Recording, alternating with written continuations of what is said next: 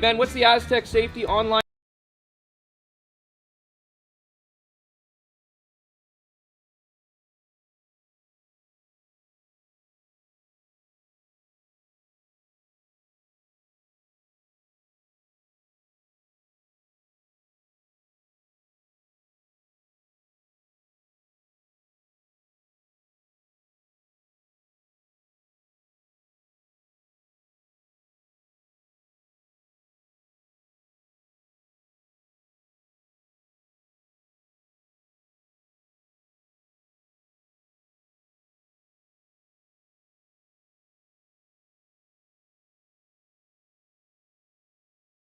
Welcome to the RockShop.net, the official store for the Grand Slam of curling.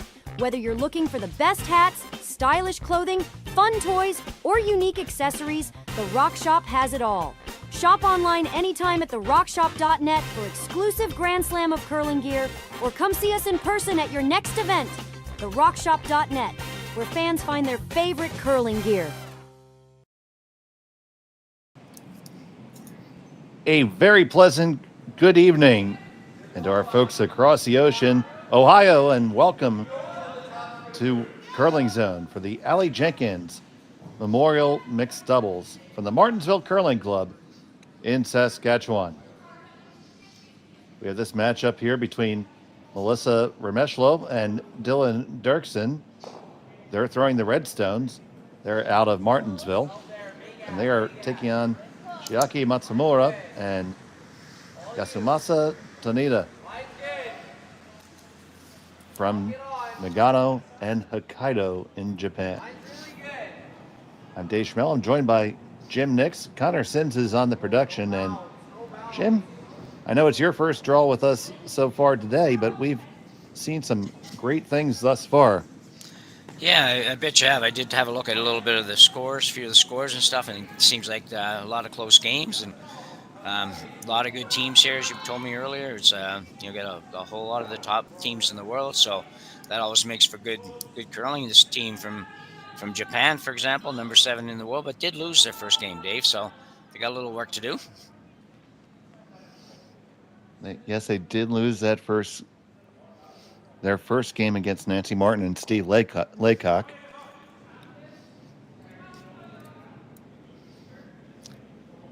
I've seen a lot of these players over the year, but most of the time on men's or women's teams, so it's a little bit interesting to see them playing mixed doubles. And yeah, it's going to be a good event, I think. Martensville's always a fun place to be, and good ice conditions, and that's what you need for this game for sure.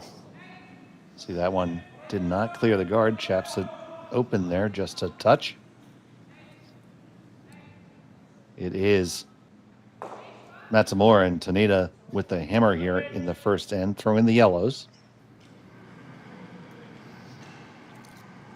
Yeah, it's an interesting game, mixed double. Obviously, if you haven't had an opportunity to watch it much, or if you haven't played it at all, then it's very different than the 8-rock game and the 4-person game, and a lot more rocks in play mostly because of the rules that they imply here. And yeah, it can be a lot of fun. A lot of fun to watch. The game goes pretty fast, and before you know it, you're half done. So it's a good game. I actually didn't know if I'd like it when they started it, but I kind of enjoy it now. Have you played much of it? I played 0 of it. Our club is we really don't have anybody that seems to want to play it. We're pretty much an older membership, and it's not necessary, including myself, but we're not really a sport for that generation mostly. So we don't have a lot of young people, and as a result, we haven't got a lot of people playing this game. We'll have a few times guys will pick up and go play games, but I've never played one at all myself yet. Well, we have a pretty thriving mixed doubles league at our club, and I know a lot of clubs down here in the States have it going pretty well. A good number of events, even on the club level, to take part in.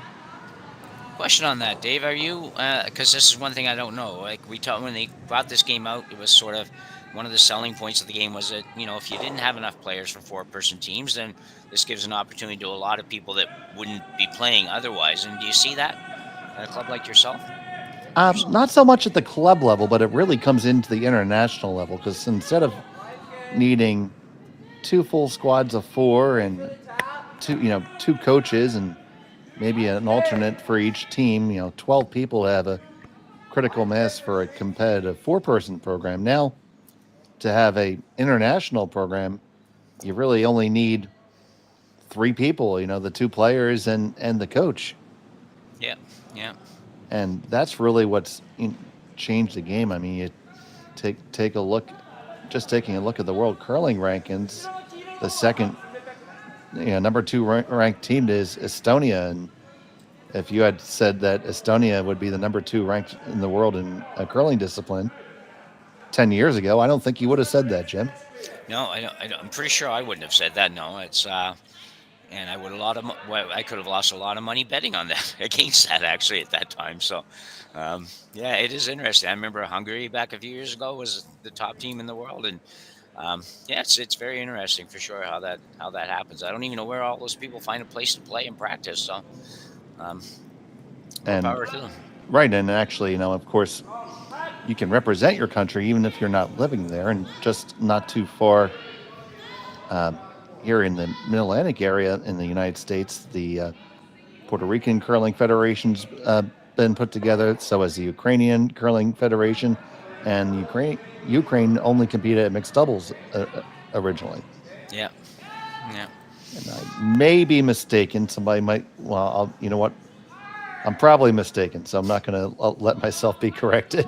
Okay. But I know for sure the Ukrainian Federation started solely as mixed doubles. And my good friend Dean Roth was involved in getting them lined up with the WCF and everything. Yeah. So we have a bit of an end here. Look at here with yellow having the hammer. They're sitting shot right now, but Yeah. second. Yeah. I think that I don't know if he'd be prepared to do this. I think Derksen could throw a fairly heavyweight take on that top yellow and get rid of most of the yellows. You're going to also lose at least one of your reds, but you could do that if you can get to 3/4 of that stone. But I'm not sure if he can. So I'm not sure what they decided on actually either. So, but they're in some trouble for sure.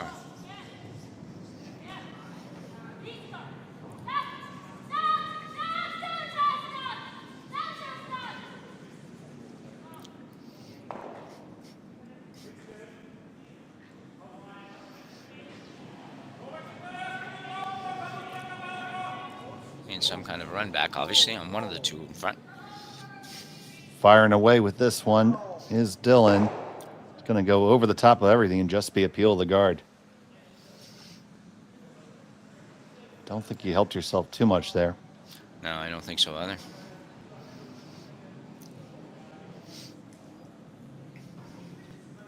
Interesting call here for Tanida. Tempting to try to figure out how to get rid of that red and sit 3 or 4 here.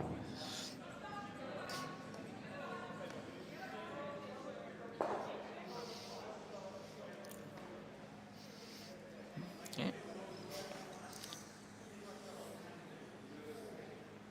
So we're going to see how they decide to figure this one out here. I think as long as the red one hits that yellow thin enough, worst case scenario, he should probably sit 3 when this is done. I can't see how he's not going to lose at least one yellow, but he could sit 3, I think, at the end of it. He doesn't get very much ice, so I assume he's throwing, fairly good weight.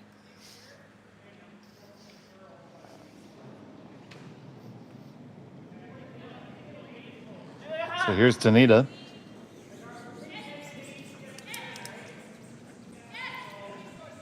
Trying to hold that line right there. It's going to catch that top one. The red one shoots out the side door, losing the back one. But you're right, you're sitting 3 at this moment. Now, it's not what you make, it's what you leave. So what do they leave, Jim?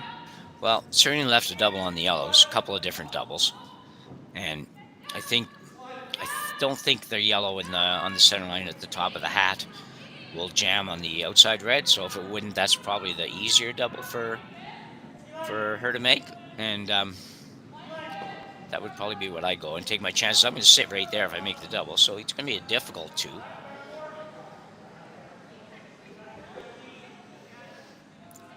Right now, I think you're just hoping to escape this end by no worse than 2. Because he hasn't had much going here this end. He just couldn't quite get it to work out, get the angles to change and all that for them.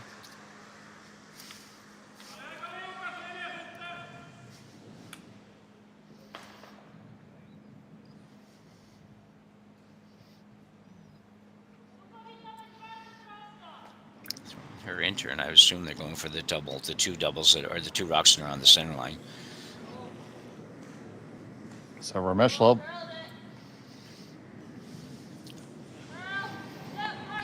Derksen trying to walk it over just a touch. Only gonna kill 1. And you're leaving your opponent sitting 2 and 3, so should just be a nose hit for 3, buddy. Yeah, a little unfortunate, but I'm assuming, Dave, that they were trying to get to the nose, more or less the nose of the one on the center line. That would have probably worked out better. And they just hit the wrong, which make the other double. They hit the wrong rock first, really. They had to hit that rock on the center line first. So a chance for a big 3 for our Japanese friends.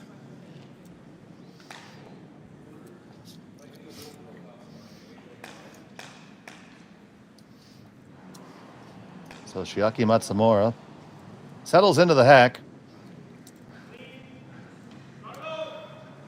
Final stone of the first end. Just needs the nose hit to secure the 3.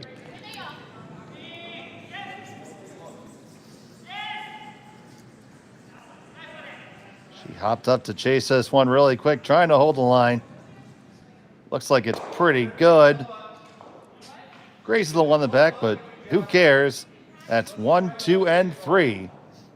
Matsumura and Tanida jump out to the early lead. Melissa and Dylan will have the hammer when we come back from Martensville after this. You're watching Curling Stadium. Hey, Ben, what's the Aztecs?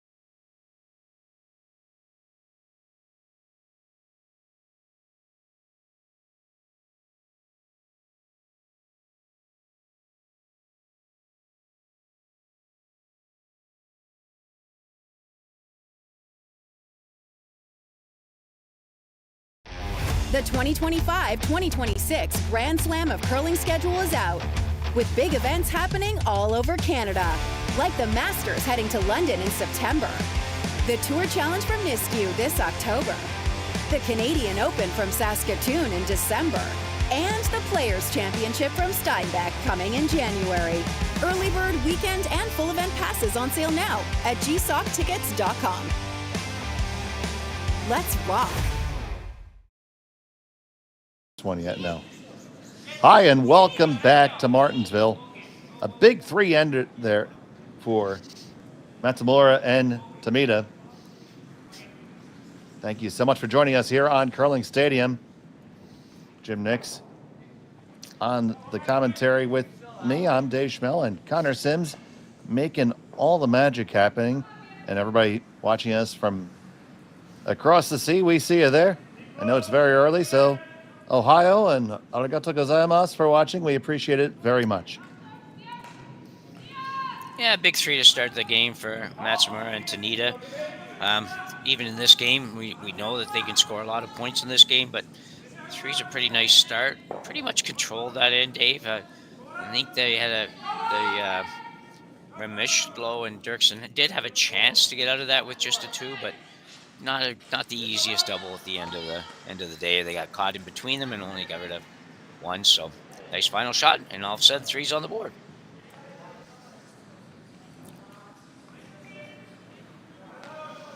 You see that first roll didn't get all the way down to the pre-play stone. Kind of chapped it back a little bit. So now we're going to see what you see all the time in mixed doubles: the opposing corner freezes. Yeah, and just if any of the viewers don't know that those first, what is it, 4 rocks or 5 rocks? First, you can't remove anything till there are 5 rocks in play. Okay, so after So the 3 fourth, throw rocks. the fourth delivered rock can make a hit. But I prefer to just count the total numbers on the sheet. Sure. Yeah, it makes sense. You can see them usually, so that's good.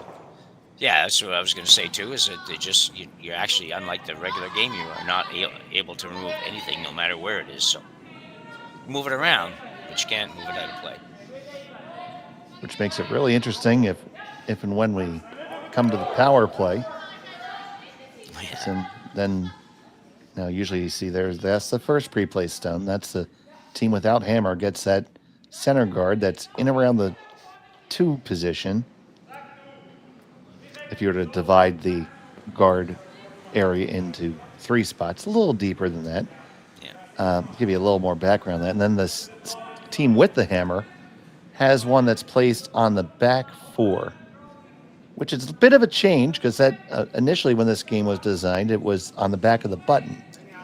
But teams got so good at that first come around that it pretty much killed every end instantly. So they made a little adjustment to the game. I think it was for the better. Yeah, I think so too. Actually, it didn't seem like anything of an adjustment at first, but then, like you just said, actually explained it very well. Yeah, that first draw just kind of would take everything away almost. So here you can see where they were able to come in, and then the opposition was able to come right on top, and it's only one shot. It changes around. Red looked like they were sort of in a good control position in this game, in this end, and then they make one shot. The yellow makes one shot, and all of a sudden now I would take their position over the red. So, yeah, it's an interesting game.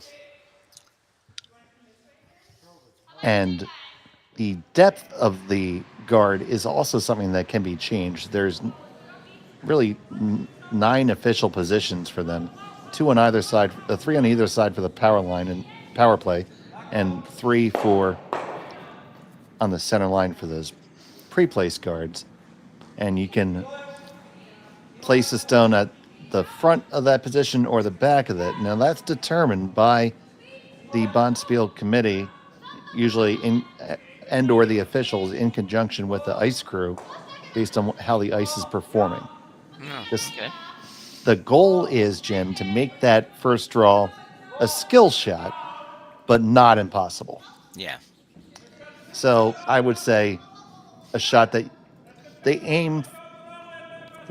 There's no actual number on it, but they kind of aim that a skilled player can make that 60 to 80% of the time.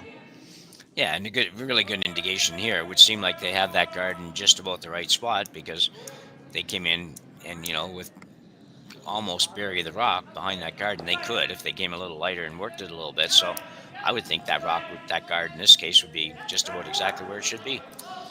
Right, and this is a little tighter than we see at many spiels, and that's probably in conjunction with James Gordon, the club manager and chief ice maker.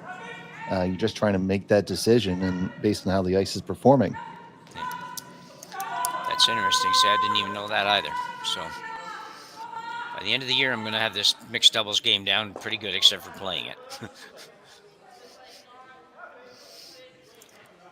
I even got drug out in the ice for a mixed doubles Bonspiel last year. Yeah, there you go. And we made a little bit of noise before we were dispatched to the lounge. Yeah, it happens inevitably, it seems. Yeah. I play mixed doubles, but I don't necessarily call myself an expert by any means. And that's another thing.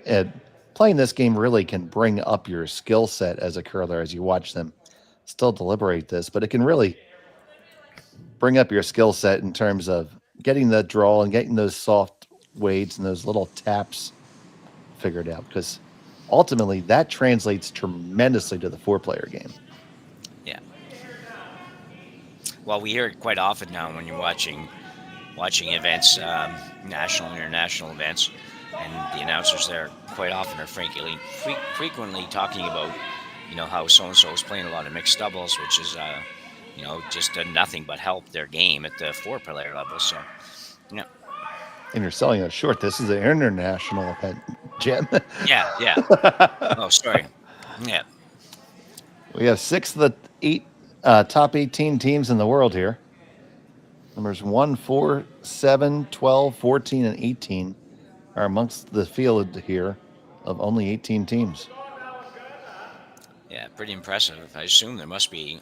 Usually they try to do more than one spiel in a row, so I assume there's a couple of mixed double spiels that some of these teams will be able to participate in over the next couple weeks or the previous week and this week, whatever. It's a long way to come for one game, for one bond spiel. So, well, some of these teams will have to qualify for their nations at the last chance in Kelowna. Oh, right, yes. Yeah. So, interesting situation here for both teams, but I'm not even sure. I think the red must be shot rock. Yeah, they are shot, and this is one where you could just guard it the rest of the day here if you really wanted to. Yeah. And I think yellow is quite happy with this being the scenario. There's no way that red's scoring multiple right now. No.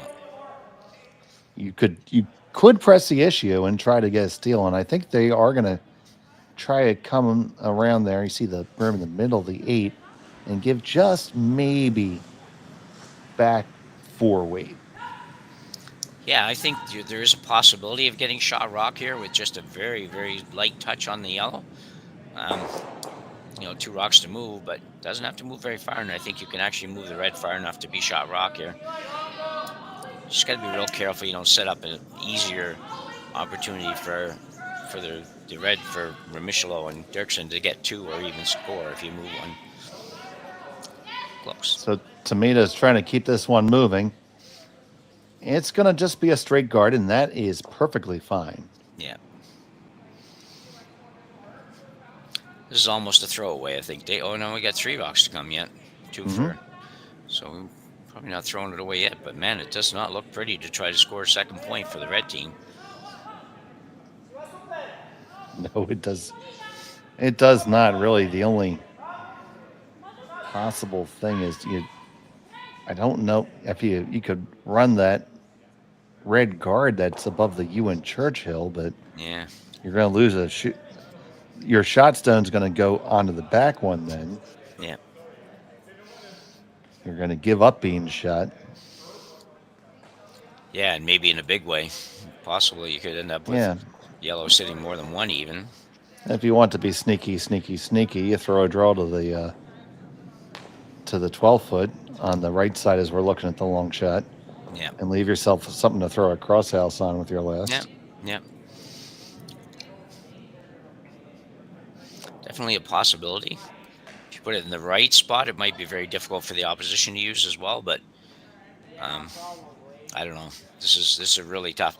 Like I say, if it was 1 rock to come, I'd just be throwing it away, but with 2, it doesn't seem like that's the right thing to do. But I mean, one. I think the shot I'd make the case for right now would be to raise the guard above the Churchill and just to tap freeze it.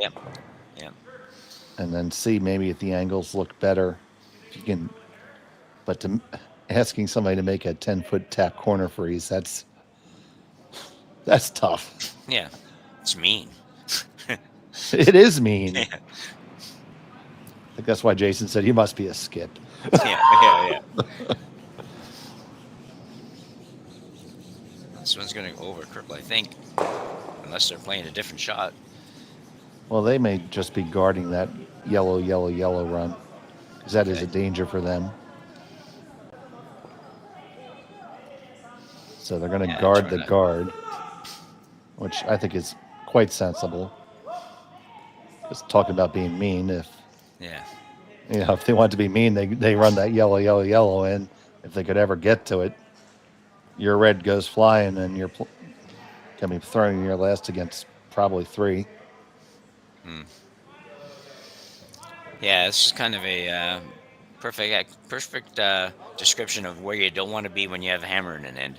When you're throwing a guard on the opposition's raised hit with your second last rock at the end. So anyway, this will be interesting what they play. They could run the red back without probably not taking a lot of risks the way it's set up in there. I don't know that anything really would go really badly for them, but it might. So they might not decide to do that. Right now, guarding against anything more than the one is probably the right shot. I think might just guard that other guard. Yeah. Guard the guard. We're playing guard the guards here in the second end. Yeah, there you go. And that's what the ice is for. Yeah. You're going to play across the center just the same way. Just flip it. Yeah, this is one of those ends that I always figure you should just be able to negotiate 4 rocks to come. It's like, okay, you guys take one and we'll move to the next end. Well, we actually saw that in an earlier game. Nancy Martin and Laidcock with their opponents. They just looked down and said, okay, 1 red, and didn't even throw the last one. Oh, really? Yeah.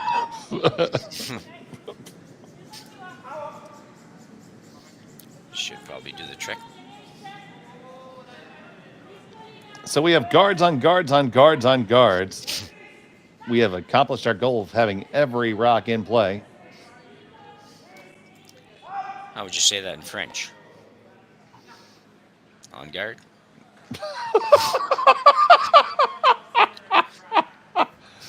Oh, this is where we need Felix with us. He would come up with something really good. It would involve an expletive, but it would be good. Yeah.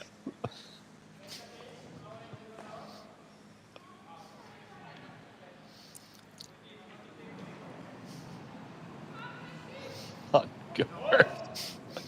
Well, boy. I looked it up and I figured out it would not work because in fencing it would mean you were taking an opening position for action, and we just aren't doing that. So yes, I throwing final it away. stone at the end. They're just throwing it away. It is indeed 1 red. Score stands at 3-1. Yellow Ass Hammer when we come back from Martensville. After this, you're watching Curling Stadium on SSN. Developed over a decade in collaboration with the finest ice makers this side of the Atlantic, the Pebblehead PB5 is nothing short of a triumph of sophistication and craftsmanship. Weighing less than half its lumbering copper predecessors, yet boasting 10-fold their durability, the PB5 delivers perfect, consistent ice, time after time. The PB5 by Pebbleheads.com, the apex of ice-making ingenuity for the roaring game of curling.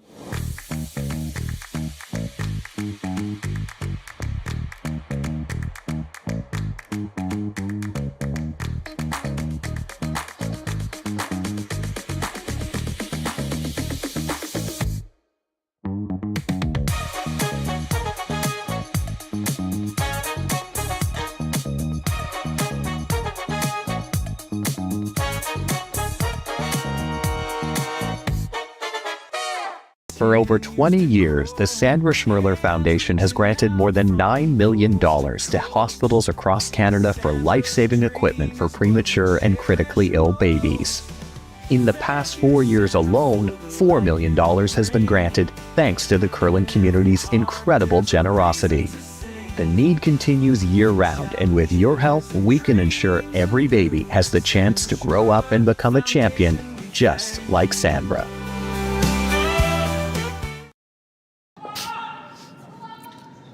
And welcome back to the third end here in Martensville. It was a single point for Melissa and Dylan. Chiaki and Yasumasa have the hammer here in end number 3. Happy to have you here with us on Curling Stadium. Thank you so much for joining us. Please like and subscribe. We have action all weekend long. 1 more draw tonight, 5 tomorrow, and 3 on Sunday.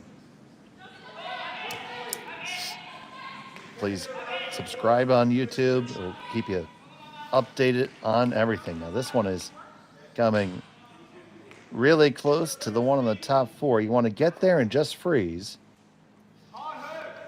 Little bump, but the angles are good. Angles are good, yeah.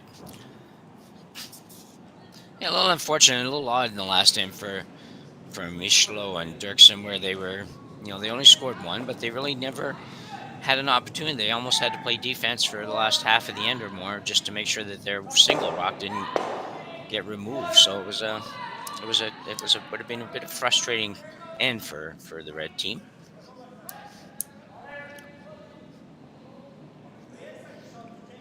But Hammer, I think Hammer's always important in all the games, but I'm not sure that it's quite as important in this game. I think you'll see a lot more stolen points than you might in a regular 4-person game.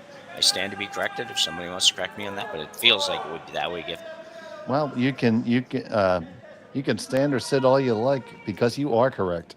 There are many times a multiple point steal is in play, and usually it's because when you're in this phase of the end, doing this little dance, you don't hit abort at the right time.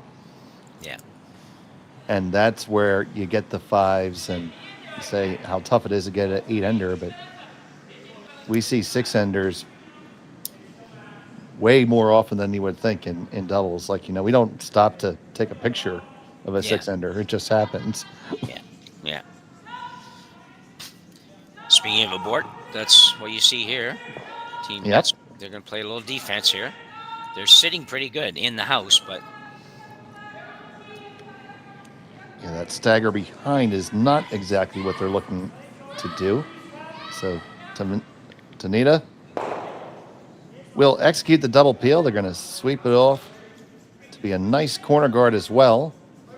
So well thrown shot. Yeah, very good.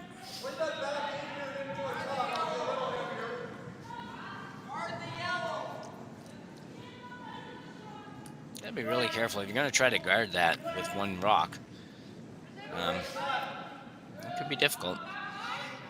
You could always hit the top one and roll off a little bit and try to maybe get a force here instead of a steal, but if this overcurls at all, there'll be a pretty easy bump to sit 3, but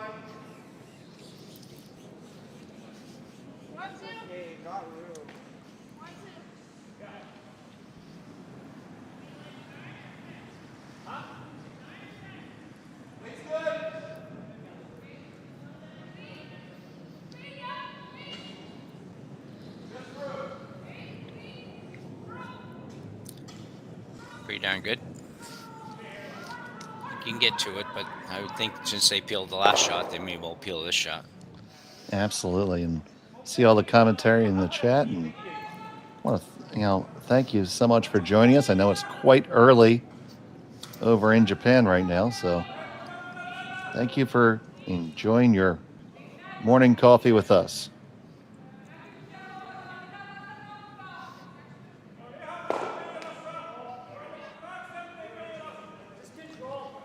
So they does look like they're just going to play the straight peel here. Very nice, safe shot.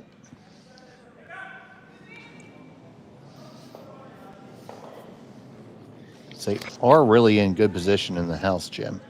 Yeah, they are. Yeah, I think this makes perfect sense right now.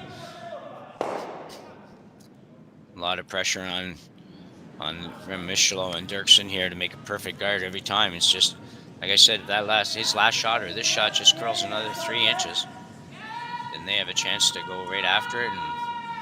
But it's really hard to throw the perfect guard here, because even if you guard the yellow, which is one that you're really afraid of right now, when you get a little later in the end, they can play the pick on the red. So it's hard. You need a really wide rock here. You should be able to get like a limited number of them per game. Wide rocks, yeah. Yeah. Yeah.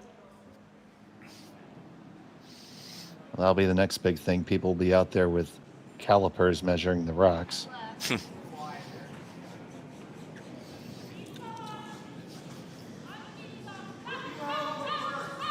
We track everything else. Why not that? Yeah. So this one's got to move a long way, I think. Yeah, trying to work it over. Working that knife to carve it over. Get all the way on top of the yellow. I think that's not going to be good enough. No, the pick is there. he did well to get it over as far as he did. So I think the yellow on the red is probably an easier shot than this even, but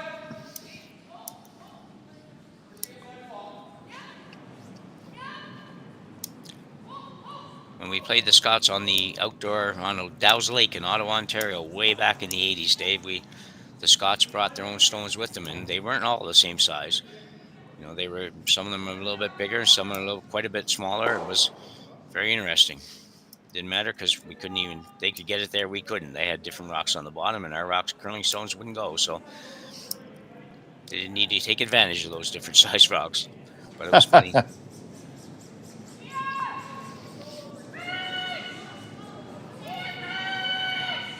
So Tanida fires the laser down there, trying to get a move. This is going to flash everything. Oh, no. It's going to change it a lot. A lot indeed. So that's the thing about this format. You just went from a moment ago, I would have said yellow had a real shot at scoring 3 or at least 2 at the very least, to now they might end up giving up a steal. Quite right. Now, the thing is, you can't guard everything. No. So they're going to guard the obvious shot to pick.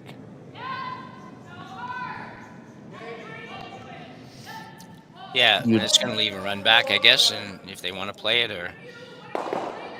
Yeah, I mean, I think if you leg down, place it, you want to be just deep enough that running the yellow in the long way is also fouled by this guard. Yeah.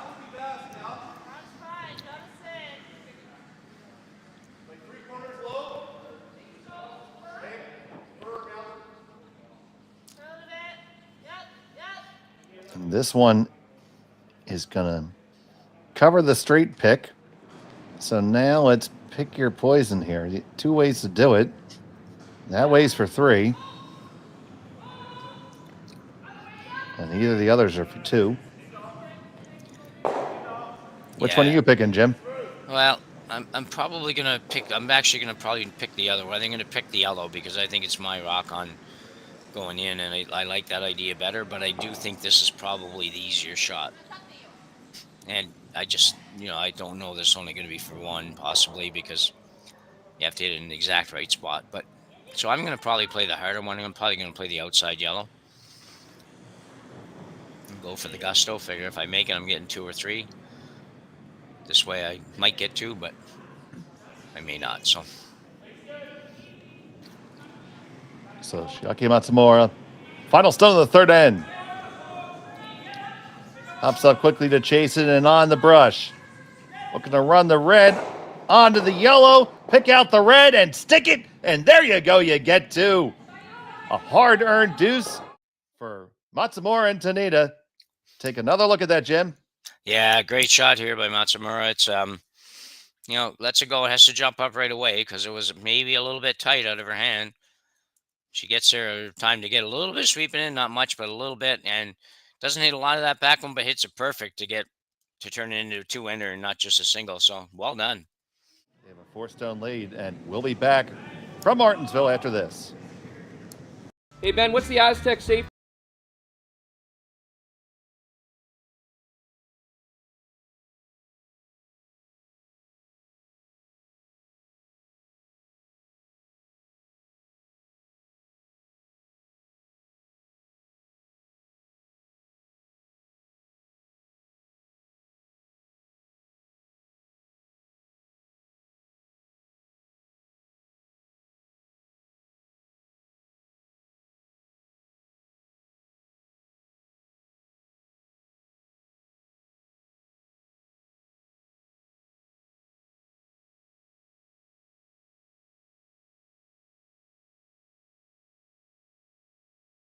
Developed over a decade in collaboration with the finest ice makers this side of the Atlantic, the Pebblehead PB5 is nothing short of a triumph of sophistication and craftsmanship. Weighing less than half its lumbering copper predecessors, yet boasting tenfold their durability, the PB5 delivers perfect, consistent ice, time after time. The PB5, by pebbleheads.com, the apex of ice-making ingenuity for the roaring game of curling. And welcome back here. It's the fourth end of play. And you see that was a big two-ender. And let's take one more look at that shot if we can, Connor. You can see it straight back, and it's probably a little above normal weight takeout for her. It's just kind of just a easy peel, if there's such a thing.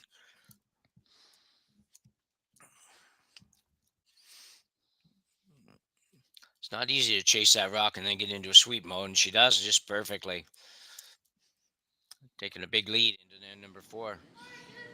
Yeah, so with that 4-rock lead, and they made that first initial draw perfectly locked on to the one in the back. Yeah, did they ever?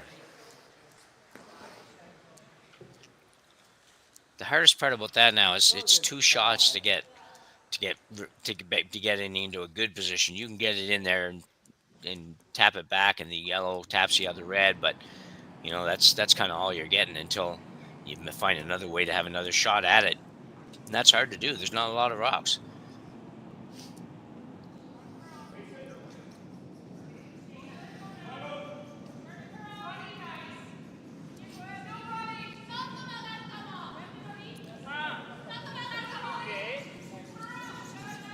So the second from Tanida in this end. No, it's his first. I apologize. Apologize for being right in the first place. You're turning me into a Canadian, Jim.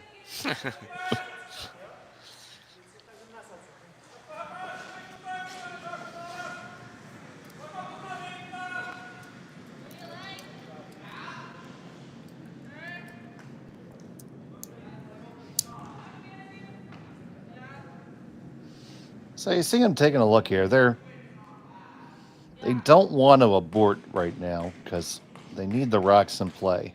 So they're going to have to take a little bit of a chance here. Yeah. It just seems like it's going to take a lot of shots, but even if you peel the guard, then you're still not in a great position. But it's going to be interesting. This has to be perfect. The weight looks pretty good. The line looks pretty good. And the result is pretty good. So I'd say that's pretty good. I think it's pretty good. Not quite shot, but I don't think anyways. You don't have to be shot to the end. No. Nope, not shot.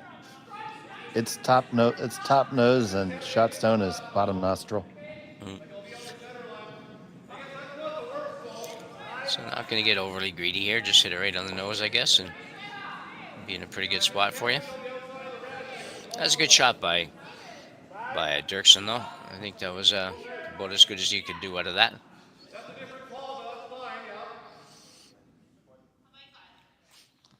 Acknowledging the fact that they need to generate something one just simply won't do at this point. No.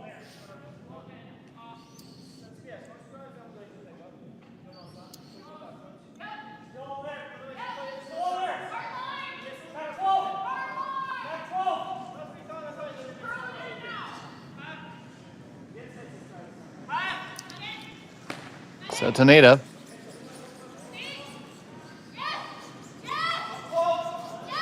See, that's where I would kill myself. Being my slider and switching sides mid-rock. Yeah. That's a good shot. Really is. So now you're in the position where you're running out of room there. I mean, you need to get to be shot stone now, Jim. Yeah, and that part's, I would suggest, fairly easy. The harder part's going to be when you tap the yellow on the red on the yellow, moving that red back a little bit further is going to be a bit of a problem for the Derksen team here, because I don't know that you're not going to open it up for them to do the exact same thing. But I don't see he has a lot of choice. He has to get shot rock here, and he might as well get it now because he may Like, not have a chance later. right. So you want to just unlock it. Yeah. Just trying to figure out how he's going to get the second point. I think he can get the first point here. I'm just not sure that I'm seeing a great opportunity to get the second point, but Well, still a few rocks to come. So Yeah. this one on the way from Dylan Derksen. someone's crawling pretty hard.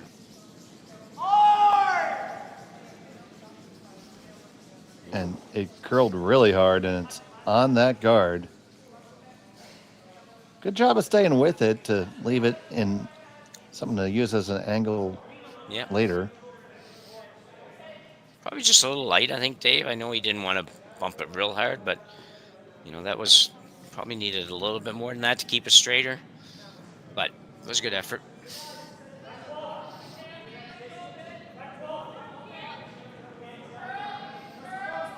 Matsumura's got it all figured out.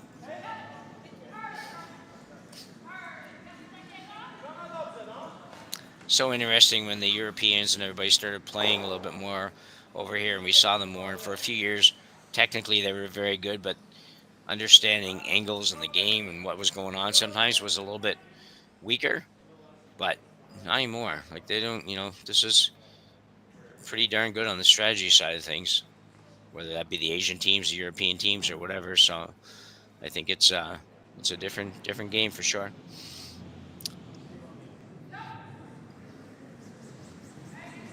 This game might baffle my mind, so I can't imagine how they feel. But looking for a little bit of a just go straight guard, I think now, aren't they? Yeah. Yeah, I mean, well, you're old, Jim. It just baffles you. That's all. I know.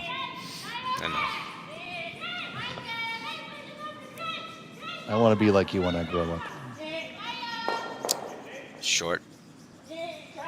I'm already taller than you, so I'll have to get shorter. So that means I'll have to get really old. Yeah, you're gonna have to live to be really old to get down to my height, I think. Because just look, I've never met you, but seeing pictures of you, I think you're up there in that 6 foot couple maybe range, something like that. Is that about Yeah, right? yeah, 6'2", 6'2" and a skosh. Yeah, 6'2" is fine. yeah. You're not that. You're just, 25 centimeters or so above me. So Oh, I mean that's on one ruler. So what do we got here? Got to find a way. You got to play almost the same thing again. I mean, Yeah. the shot is still there. It's still the shot. This young team, you see Dylan looking at it. Dylan is just 20 years of age from Hague, Saskatchewan.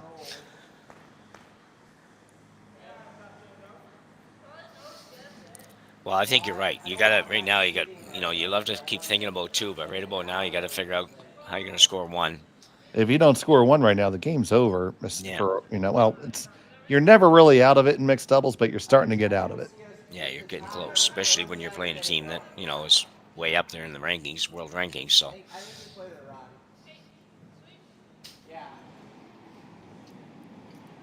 he's going to peel, I think. It's interesting. I don't know if he is or not, but that's what it looked like when she came up. But I don't see the benefit of appeal here, honestly, myself, but no. there's a reason why they're there and I'm here.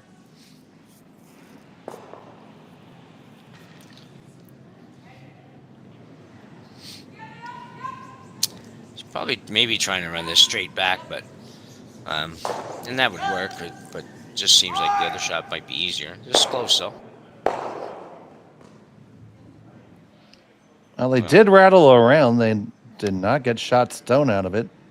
Left their opponent line first and really close for third stone. That's going to be important. And it'll give us a patent zoom in. So we can get a really good look at that. There you go. Looks like yellow, I think. Yeah, it does look yellowish by a little bit. That is the face of a bitter man. with all those hops hanging on them.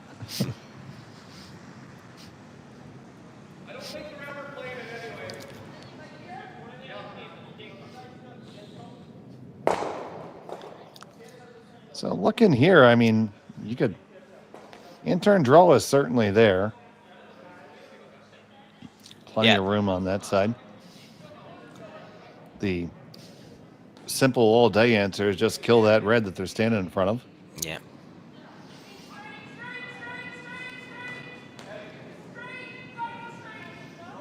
I think you've got to play this with, and it looks like she is, play this with something like a hack weight kind of weight.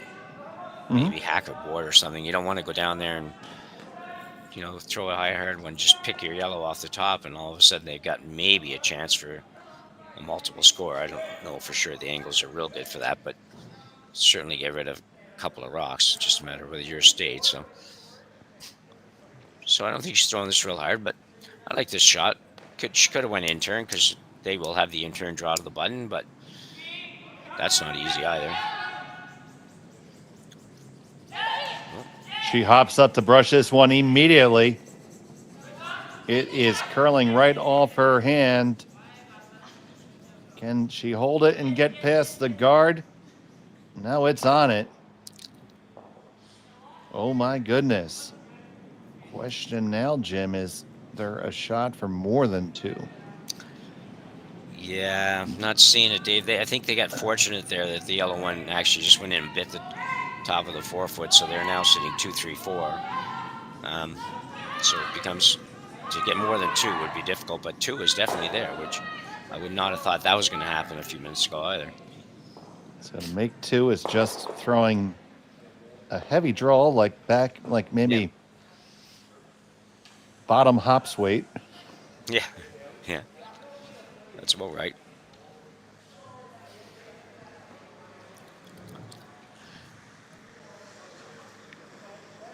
Definitely not an easy shot, but... Oh, no, this is not a gimme because you need to fully clear your own. Now, the plus is, if you don't, you're probably going to chap in for shot stone. Yeah. But you need this one here. So here from Melissa is the final stone of the 4th. Facing a steal of 1 with a chance to score 2. Derksen on the brush. Now just takes a look. Now, did you overbrush it? You're moving over to the carve here. Okay, you're going to catch yours. Make sure you roll for shot. Ooh, did he even get there? No, you did not.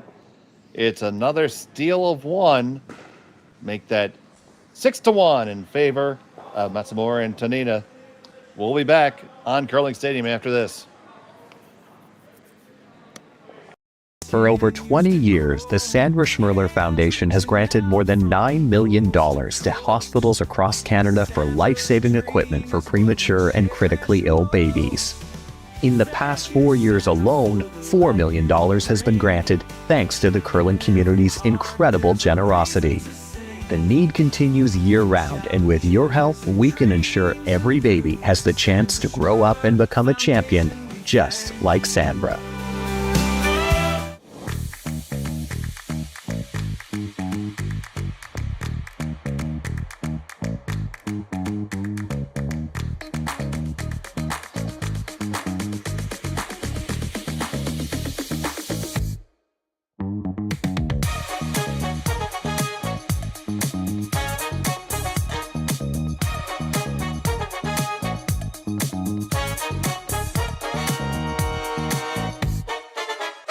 Welcome to the RockShop.net, the official store for the Grand Slam of curling.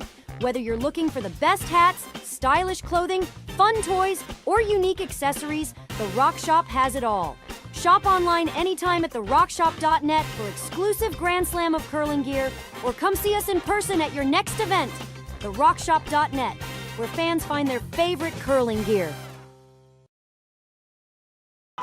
And welcome back. It's the 5th end of action here in Martensville, and we are on the power play. So you see that first pre-play stone instead of being placed on the back of the 4-foot, the red stone is placed over there in front of the tee line between the 8 and 12 foot at that intersection there. Now, when we started, there was a corner guard in front of it. But the first shot played by Matsumura and Tanida is, I prefer to call it a push shot because it's not really a tick. People say, because you push that guard into the rings, you're allowed to do that. And with the guard rule, Jim, you're allowed to lose the shooter on that shot. Yeah. Yeah, I think there's been some conversation lately, and we did a couple of mixed scale to doubles games back a while ago, and some of the conversation there circled around whether or not they might have to change that positioning or the rule or something for that rock, because most teams now will do what they just did here, and that was play the bump it into the circles, and it's their own stone generally, so it's going to bump it into the circle and kind of makes the power play not work the way they want it to work. So, but they did a good job of throwing the corner back up, so it might still work out for them. Another play, if you don't feel like that type of push shot's in your repertoire, you can always just defensively draw the top of the button or top 4. Sure. Right with your first stone if you don't have hammer, because it's not going anywhere, and you're going to have an opportunity to put a center guard on it. Yeah.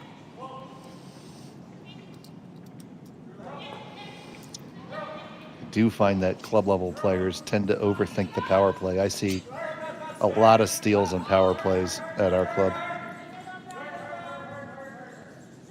Yeah. So to indicate that our numbers kind of rest on the scoreboard instead of having holds on them. Right. So it's sideways for the power play, and it's upside down for the power play, and it's sideways if it's a steal in the power play. Oh my goodness. Well, you had to come up with something. Yeah. You want to come up with something you don't have to set up for. Yeah. But it's important, like here, there's no power play indications that have been put up on the scoreboard anywhere. So the viewer wouldn't know. This way, even with our little ramshackle system, you walk in the club and you look at a scoreboard, you know who has a power play. Yeah. Oh. He did hit the guard. It is okay to be removed at that point, as that was the 6th total rock. But certainly not what you want to do. I mean, there's nothing stopping them from just hitting the open one here. Which that's, look at that's a percentage. You're up by 5. You can start just playing Visine and get the red out. Mm-hmm. Or you figure, if I don't throw, what are they going to do? They're going to draw the top 4. You could always just go top 4 now. Yeah, you could go top 4. Sure, you basically covered 2 of the 3 options, and the third option could be that you could just peel those 2 off the front, and let them figure out how they're going to do, what they're going to do, and how they're going to do it. It'd be a very tough situation for them to sit 2 that wasn't doubleable, if that's a word. And It is. We decided that a couple of weeks ago. Okay, great. But I like this shot, actually. Just get rid of this one and let them go ahead and play the come around. I don't think they'll play a hit. I'm pretty sure I've heard Kevin Martin say it once too, so it definitely Doubleable? counts. Yeah? Yes. Probably back when Tim Hortons was the sponsor of the Briar. I thought you were going to say when it was McDonald's. No. Oh, yeah, no. No, you're not quite Canadian yet. You got to win. If we were pure Canadian, you'd be doubleable would be Tim Hortons. You wouldn't think of McDonald's. Oh, yeah. Well, a double-double, yeah. I know what a double-double is. Yeah, I know.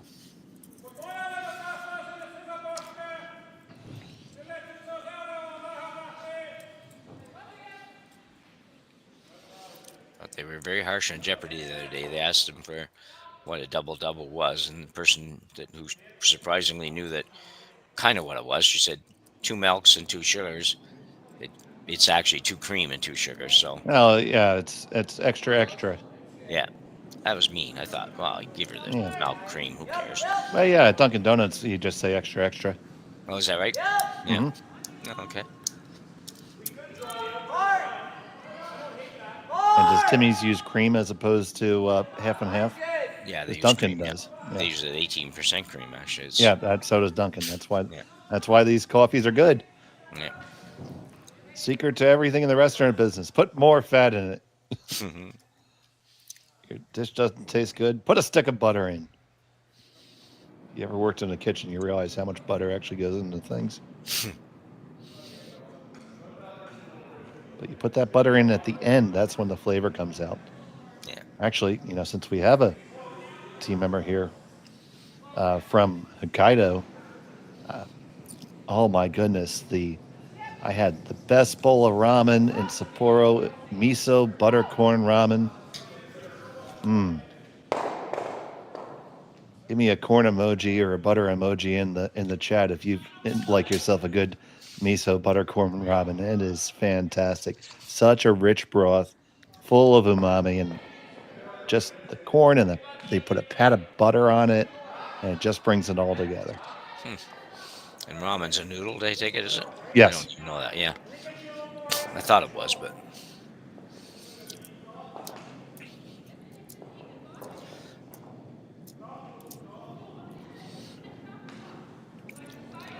He is not 100% convinced on this shot.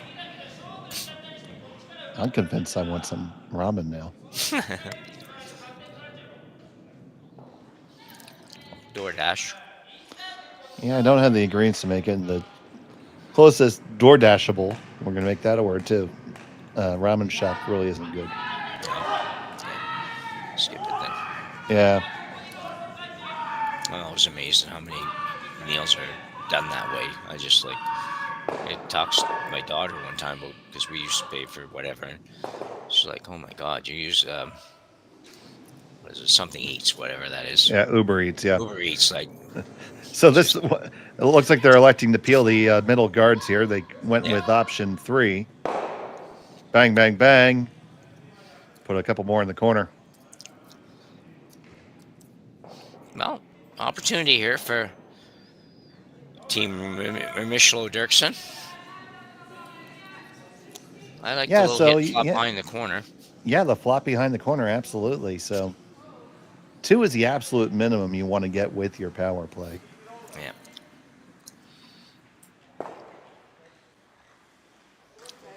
Actually, with this number of rocks left, yeah. Well, you still want to get behind the corner a little bit if you can, because otherwise they're going to play the double.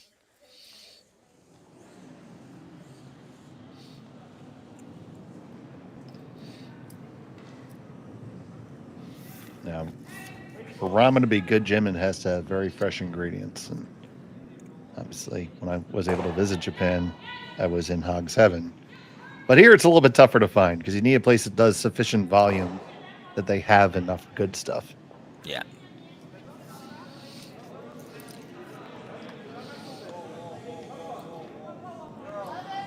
She had great ramen in Toronto. But anyway.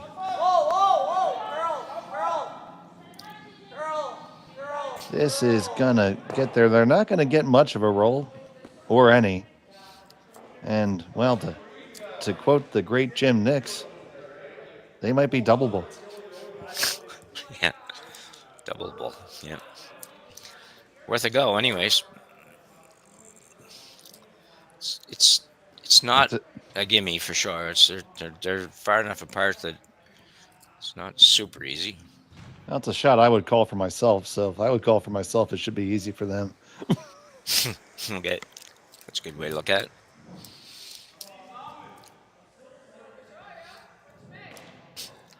Because I don't know if you've been watching, but these guys are pretty good. Yeah.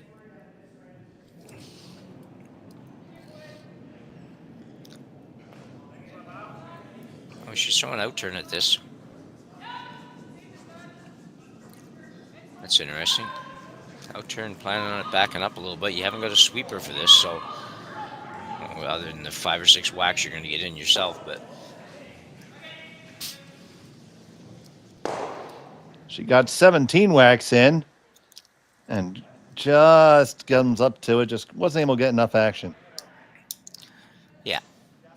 It's always interesting, the shot choice there, and I know that shot going that turn will go a little flatter, but it also doesn't come off the target stone quite as hard. So I would have probably went with the intern and keep the same rotation so the rock doesn't change direction or doesn't change rotation rather, and get a little better bounce off the other one. But either way, it's still a pretty good shot actually. Turned out not too bad. Yeah, this is not a gimme for 2, but it's certainly a shot she needs to make. Absolutely has to make, yeah. You only have 3 ends to go after this, and you've got to get to a little closer. So, Alyssa Remeshylo, final stone of end number 5. They got 1. They need 2. Just going to draw for it. Just have to come down to your own. Dylan Derksen on the brush. He's got his head down. He's looking. He's checking. He's looking and he's checking. Got to make sure he gets past the guard. Got to make sure you get past the guard, Dylan. Head down. Let's go. Does it spin in enough? Oh, I think it did. It's 1 for sure. Did he get the second? I think so, Jim, and so do they. They get that score 2 with the power play. And we'll be back from Martensville after this.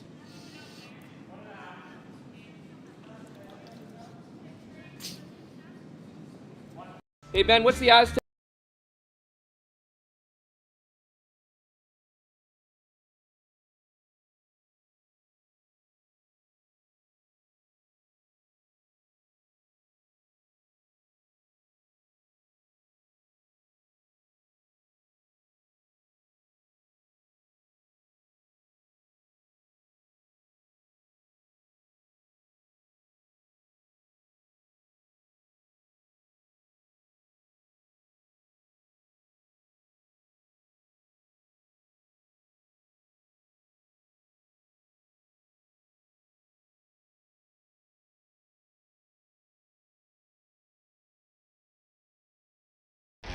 The 2025-2026 Grand Slam of Curling schedule is out, with big events happening all over Canada, like the Masters heading to London in September, the Tour Challenge from Nisku this October, the Canadian Open from Saskatchewan in December, and the Players' Championship from Steinbeck coming in January. Early bird weekend and full event passes on sale now at gsocktickets.com. Let's rock!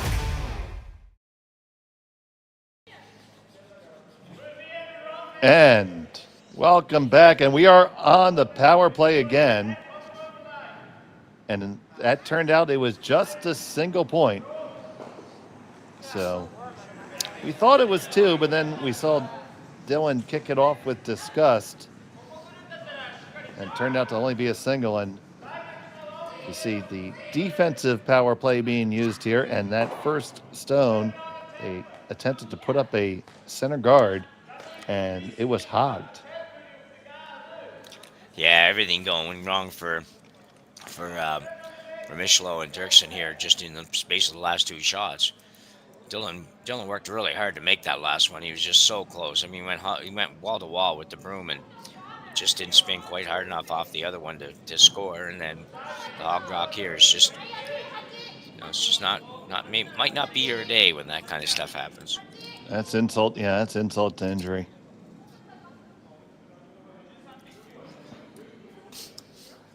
So you see here, this is your defensive power play setup. You draw here to the back 8. So there's no double available for your opponent, and the freeze there doesn't really do them a lot of good. That's why you usually throw the center guard yourself when you're in the situation where your opponent's putting the defensive power play on. We'll make a mixed doubles analyst out of you yet, Jim. Yeah. I'm going to throw up a guard here. It doesn't have a lot of choice. They're such short ends. They really are, that you're not going to get too many chances of doing this, so they better get that one over. And they will. Good job by Melissa. And now we're going to be peeling away.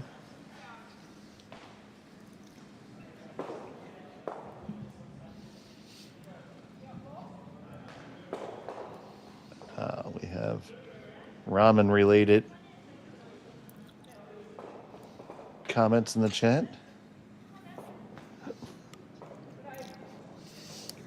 Sapporo miso butter ramen is delicious, says our viewer. Is that English? You're reading? No, I'm using the magic of Google Lens. So, Oh, right, okay. to Because I was going to say, yeah. to the folks that are nice enough to engage in the chat, and I do leave a greeting in kanji and Romanized Japanese, but I can't read it. So, but I do very much appreciate every one of you watching. Quite honored to have you with us. So I might decide to come around the corner guard here and be sitting number 2. Dave, just to change this up a little bit. Maybe I can get the other team to maybe peel the guards, not wanting to get in trouble, and then I have a chance to maybe sit 2, which is about the best I'm going to get here right now. So I might be tempted to do that. I don't know if this is right or wrong. I just think that. No, I think that's a perfectly valid point, Jim. I play this a little bit more by the book and say they had to have a center guard and hoping for a stuff. Yeah, it's just hard to get that anymore. Everybody throws it so hard. It might have given the broadcaster's curse here though, and he might just do that. But we're gonna hope we didn't do that today. yeah.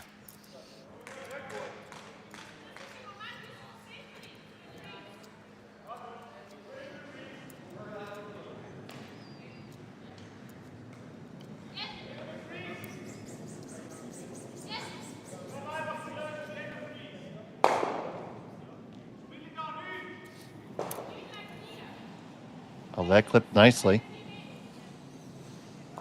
No problem on that peel.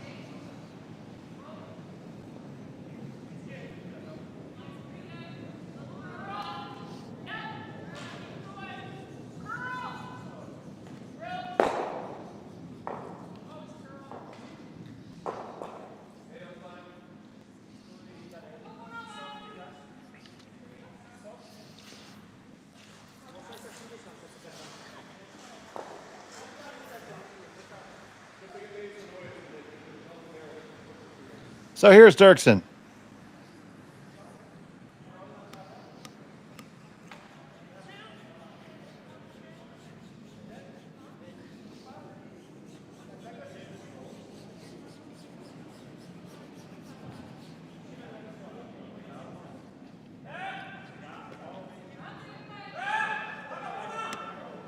Looking to put that guard up there one more time.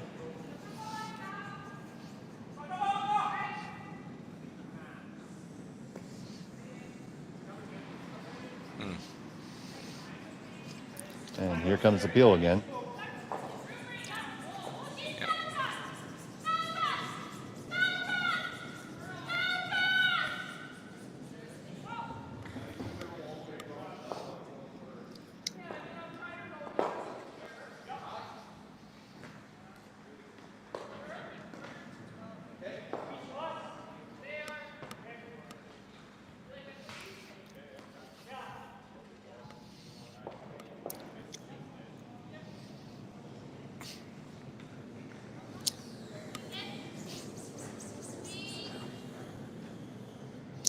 So one more peel.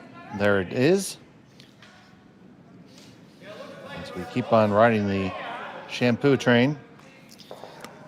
But now they're going to try to freeze the one in the back here with the list. Yeah. I think, I think it's difficult, but I think at some point there, the last couple of shots, one before this and one before that, maybe even it would have been a good chance to, they say, come around the corner or freeze to this one and let him go ahead and blast it. But I didn't see him missing any peels, so I just thought it might be best to try something different. But anyway.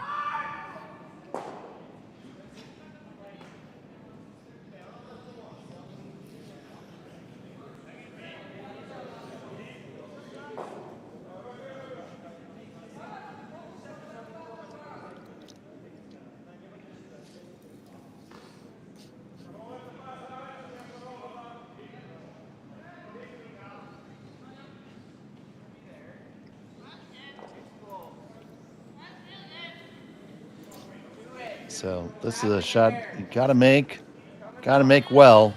Can't give up more than one here. Or else it'll be good night, nurse. This does look pretty good. Need to lock right on those last little swipes from Dylan. Gets it pretty close. Yeah, it was a heck of an effort, to be honest. I mean, it wasn't an easy shot to get it where it's difficult to remove, and it is. Like, she's probably not. I have a hard time believing she'll ever get two out of this, but can't hit much more than maybe a half a rock and get the red one out.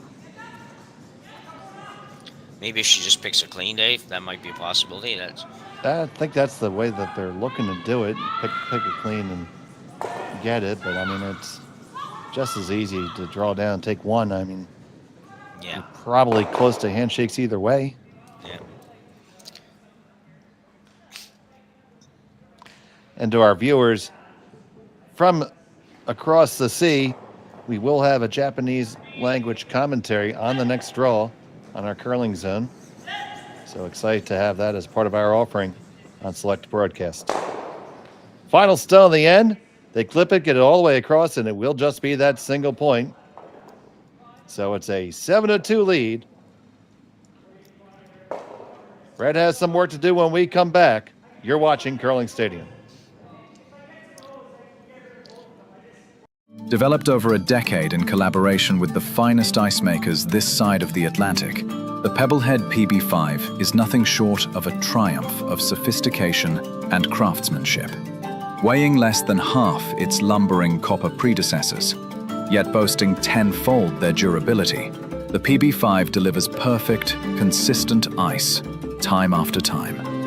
The PB5 by Pebbleheads.com, the apex of ice-making ingenuity for the roaring game of curling.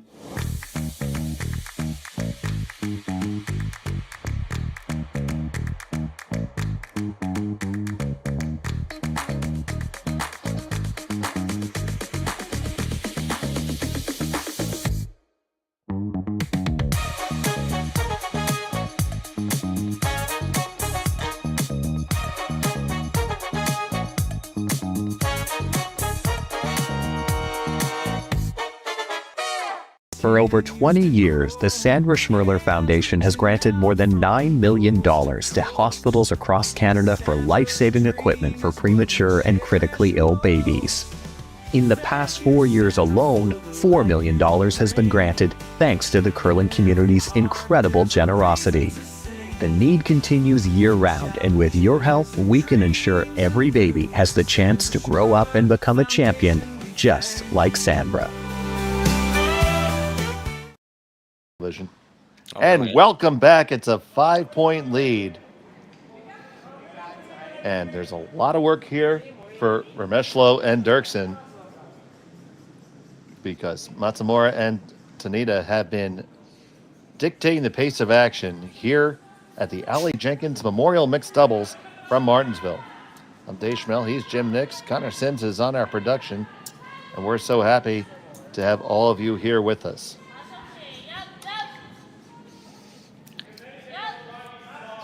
Yeah, good final shot there for Matsumura. She didn't really have much more than that. Scoring more than one was going to be very difficult because Melissa Remeshylo, I thought I knew how to say that a little while ago, but made a really nice draw, really. I mean, it was going to be really tough to do any better than that. Tough situation now, but because it's mixed doubles, scoring 3 or 4 is not out of the realm of possibility here, so hang in there, you guys. For those of you that are watching and thinking it's time to move on, I wouldn't do that just yet. Not in mixed doubles.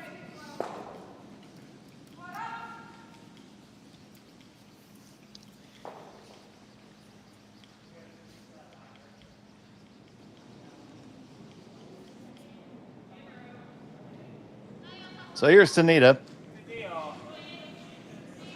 Trying to work one down there to the back.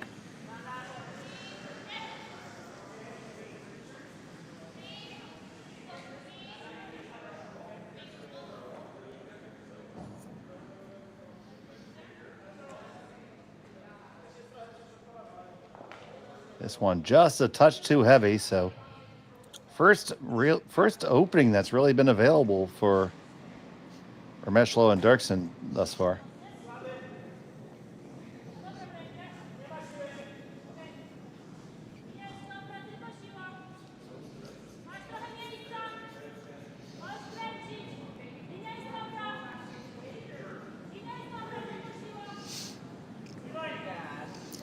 Can sink this one in here. That'll be in pretty good position.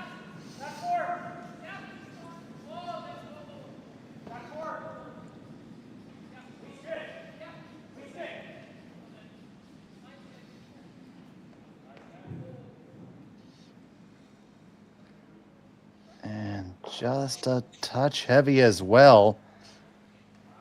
You need to be deep, but that's like, you know, the game, isn't it, Jim? Because you need to be, you want to be deep enough so you can fit more in there. Yeah. But if you're too deep, you let your opponent draw in there and take it away from you. Yeah, ideally there. I think you had to not worry about being second shot. You had to get that one buried and above the tee line. So even if it's, you know, even if you're, well, you probably still would going to be sitting too, but top 4 foot there anywhere would be a good spot. I say anywhere partially behind the guard. Just move that rock straight up, you know, 2 feet, and it's really, really good. As it is, gives Tanida a chance to kind of take it all away here. But he's got a little bit of heat on him, at least.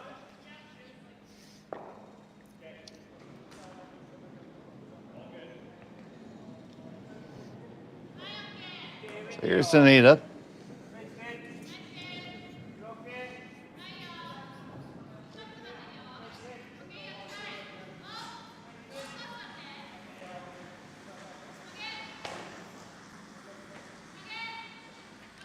And Yasumasa works it on in. Does leave it a little bit open, so still some room to get past there, I think, Jim. Oh, absolutely is, Dave. I think it's, you know you're going to have to play some difficult shots, so it's not an easy shot, but I think he can get to that. And even if he just gets to the nose and it bumps a little bit on the red at the back, just can't overthrow it. And if you get to the nose, then, you know, you can leave that there. Yep. And run that red that's sitting there on the H of Churchill with the last one. Yeah, I agree. So they have to leave that one there for a while. And I just threw in the chats for our friends from Japan. We will have the Kawana Aoki draw next draw available with a Japanese language commentary. The link will be on our YouTube page. So we're happy to be able to offer that for this event on select draws.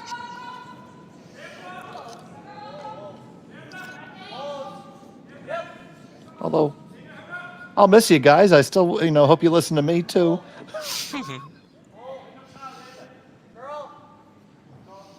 one's got to curl a long way yet, Dave. Getting there. Oh, it does curl a long way. It gets all the way past it, pushes it by. They lied too.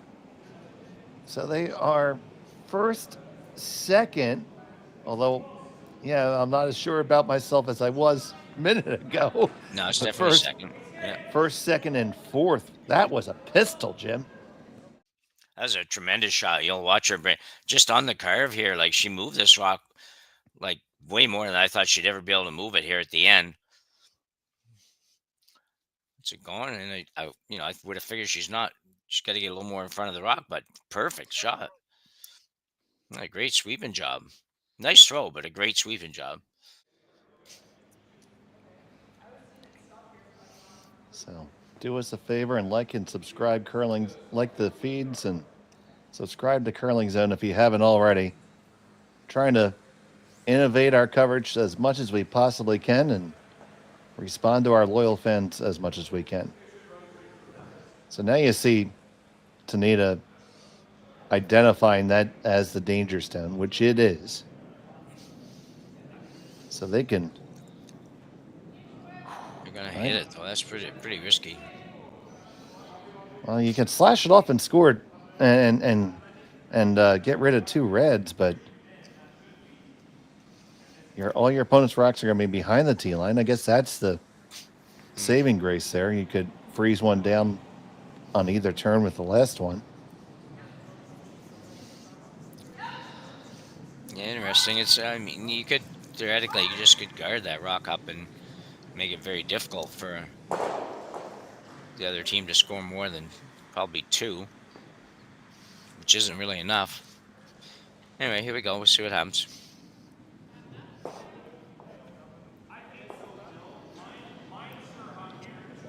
So bringing the heat is Tanida.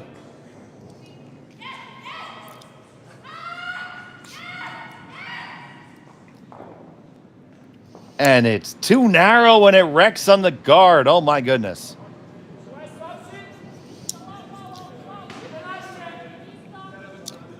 This is getting very scary, I think, if you're... And that's the thing about mixed doubles. Yeah. So taking a look at our other games on the sheet, because they're going to think about this for a second. Give you a quick update.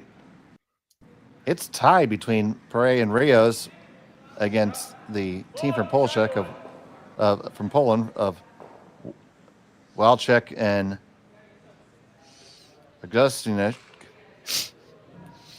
I'm Polish. I should be able to do better than that. Augustinek. That's it. Okay. That's how you say that. Yeah. Over on sheet 3, the Springers have a 3-2 lead over Kalk and McAlpine. And over there on sheet 4, you see that score now 4-3 in favor of Nancy Martin and Steve Laycock over the Finns.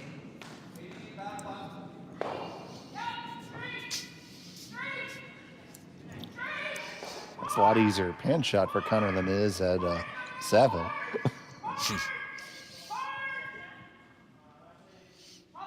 So Dylan Derksen electing the little downweight tap here, it appears.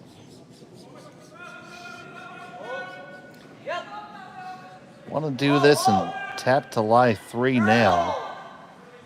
And oh my goodness, you could get a bundle if this works out well. Back and forth between the sides. Needs to curl up just a hair more, I think. That's not bad, Jim. No, still sitting just at 2, but there's some options here for sure. Are there ever? There are more options here than at Denny's. That's a lot. That's a lot of options, yeah. Or if you're from the South in the United States, how many different ways you can have your Waffle House hash browns? I like mine scattered, smothered, covered, diced, and peppered. Oh my goodness.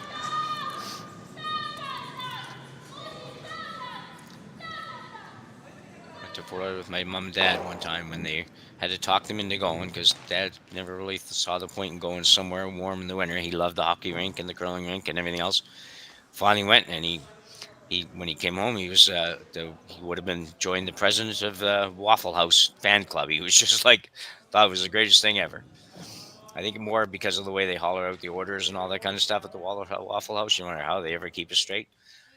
Anyway, but he was a big fan.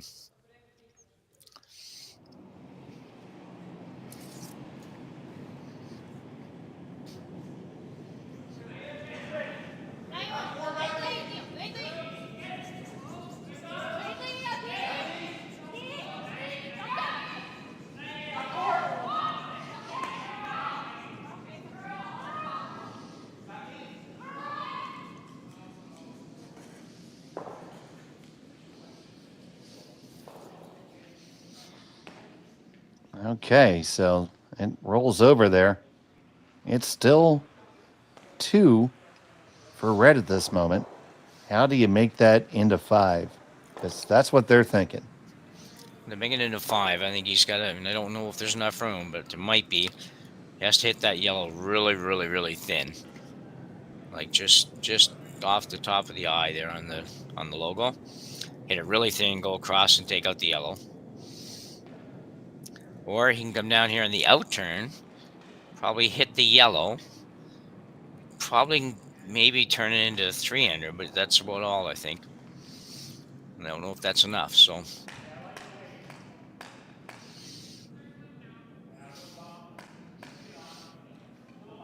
If the thin double is there, I think you got to play it. And it looks Or the like other thing you can do is just nose that yellow guard back, and that should be good for 4.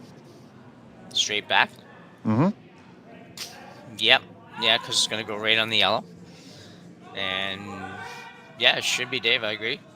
The top one would be close, but I think it'll roll in enough to make that. That might be an easier shot than hitting that really, really thin, because it has to be super thin. You almost have to play to miss it.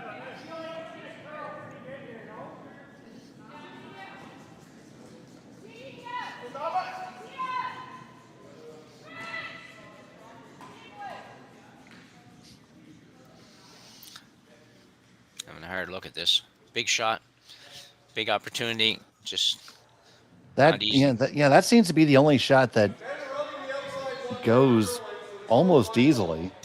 Yeah, I mean, I agree. I hate to ever say that something like that looks easy, but it does. Yeah. The shot for 5 is a pipe shot. It's pipe dream shot. I mean, that angle is Al Hackner-esque. Yeah. It's there, but you're very likely to catch the one on the back button there, right underneath the mustache, and killing the back red. Yeah. As you scoot on over. So it's way better just to play the higher percentage 3.8 degree difficulty shot. Yeah. Yeah, I like this call. I think that, you have to be pretty precise, but you don't have to be so precise that you hit it perfectly on the nose. You get it a little bit off either way and still make this shot. I mean, little, I'm talking half an inch kind of little.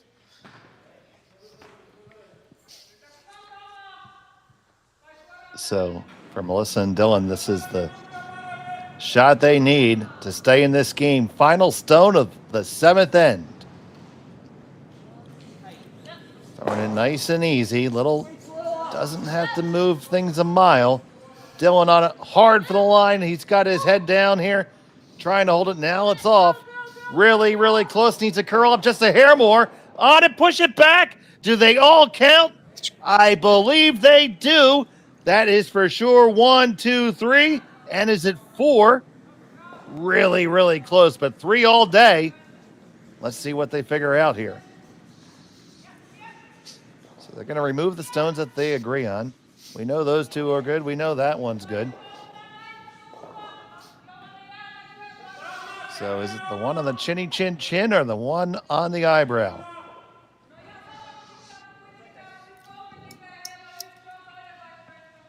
It's close. I think it's red, but it's. They are going to put a stick on it. Yeah.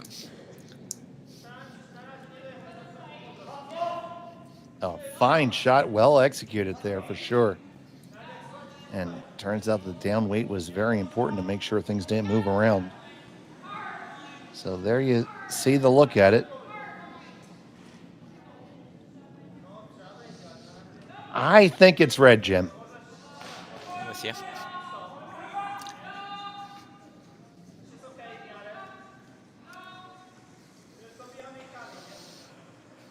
I think I'm up a quarter on you, so if you want me to take yellow, I can take yellow so you can get back to even. That's how close it is. I don't really care which color I have. Okay. All right. Let's see. Oh, that's red all day. So there it is. That's the 4th one on the board. We have a game. One more look at that shot, Jim. Yeah, another quick look at this. I was a little afraid Dylan might have kept it a little too straight towards the end there, but she did, like you said, she played this with just like a boardish kind of weight, maybe, just to try to be able to work it. And she only hit a half of that red stone, like we talked about, and still managed to make it. So great shot by Melissa Remeshylo. Call her anything, but don't call her late for dinner. No. 8th end of action is coming up right now, getting those stones set up.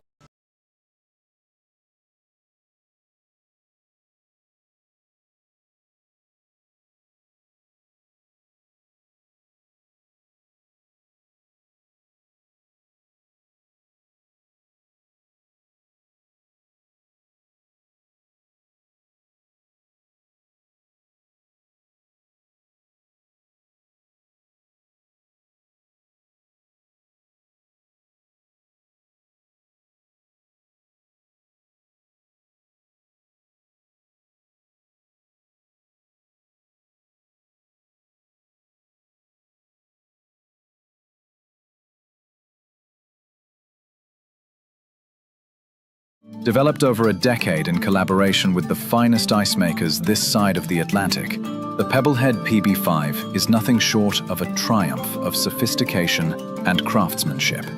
Weighing less than half its lumbering copper predecessors, yet boasting tenfold their durability, the PB5 delivers perfect, consistent ice, time after time. The PB5 by Pebbleheads.com, the apex of ice-making ingenuity for the roaring game of curling. Welcome back to Martensville. And what a turn of events. We got ourselves a game.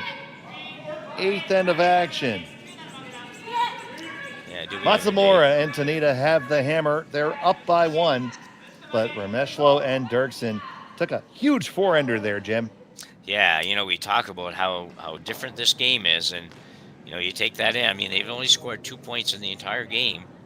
7 ends or 6 ends worth of play, and then they score 4 in the 7th end alone. It just doesn't seem possible, but you just see it a lot in mixed doubles.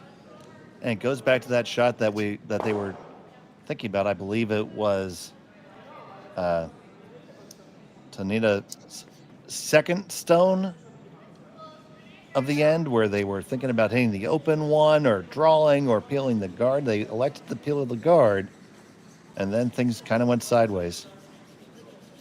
Yeah, and it's odd because you'd feel that, part of me says, well, peeling your guard could never be bad with a 7-2 lead, but so. But now they've got to fight for it. It's not going to be easy now, so need to make the double peel here, or maybe even make the triple. Actually, is there? Yep, 5 rocks in play, so you can hit away at this point. That is what they're going to do. And now this is going to look a lot like the 4-person game. We're going to be throwing the guard and peeling it, and throwing the guard and peeling it. But you've got to make this double peel first without leaving a guard. Single peel really isn't good here.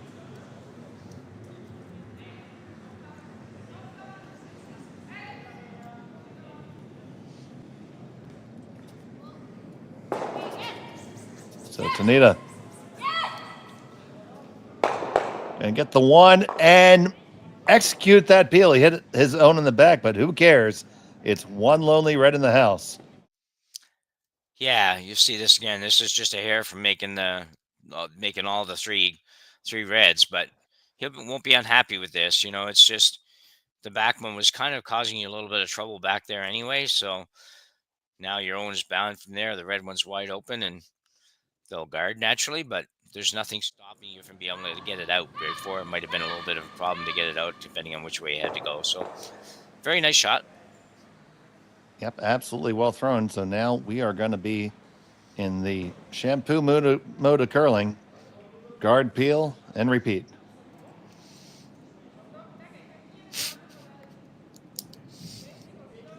So here comes the guard.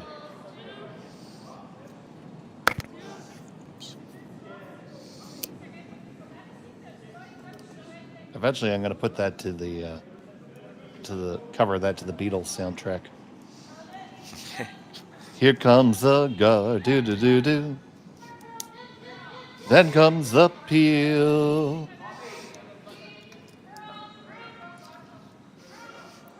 Well, you got another chance because peel's coming up again.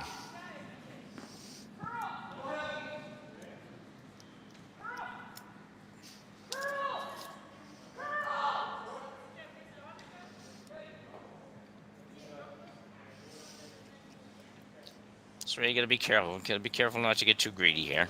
You can make the run back and roll your shooter off a little bit, but if you get too greedy and you run it straight back, just miss the one in the house by a bit and leave a guard, that would be not good.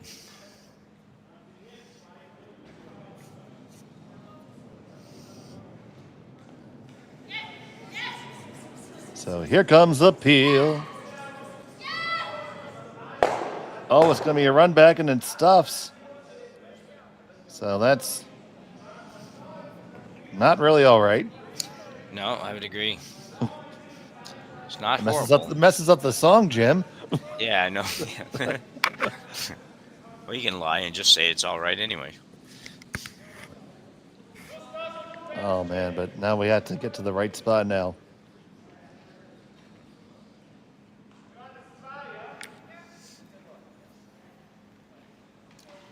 Well, a little bit of opportunity here. The mic app where I can speak into it.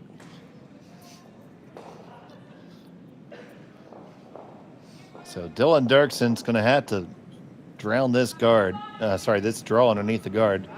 At this point, you don't care what the guard looks like as long as it's a guard.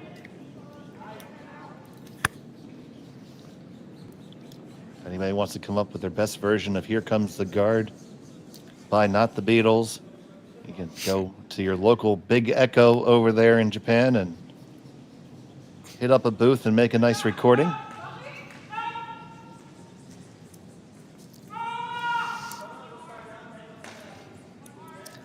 That's pretty good. He would have liked to have been a little deeper than that, obviously, but it's not too bad.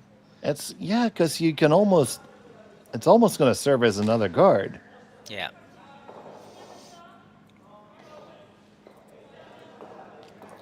He'd been able to get that right in, probably on the eye and in our logo there. That would have been a really good spot because nice thing now, he's got 2 in there, so if it comes down to Matsumura having the case of picking one out, there's a catcher to win the game or tie the game with at least. So anyway, we'll see what happens after this peel. Well, I believe they're going to try to throw the run. They're going to leave a guard here in the process, but they might be able to make all 3 go. Shooter's going to hang around. Just probably about there, but it'll at least be 1 stone higher. Yeah, I think it's really close to a nose hit for the triple, basically, or for at least the double. So Yasumasa Tanida up on his horse. This line looks pretty close to perfect. No, it's not. It just grazes the 1. So it does open things up again. They do end up making the double peel and losing the shooter. Yeah. Yeah, it's not all bad for sure. So you have 1 stone left. They're going to probably place it right there in the forehead. Yeah, I think that's a good spot. Choose between a draw and a hit. And where? I think they're hitting if you go there. Now, if you where go Dylan has the exactly- broom. Yeah, where Dylan has the broom, that's a little bit too deep. Yeah, I agree. You got to make it that a hit requires a roll of some sort. You could throw it like just in the 8-foot, kind of just below the H there, somewhere around there, and sort of you almost force them to draw then if you thought you'd like to make them draw. Mm-hmm. Because you could absolutely throw a guard. That's a very valid thing. Yeah, top, maybe almost even just top hat. Yeah. Yeah.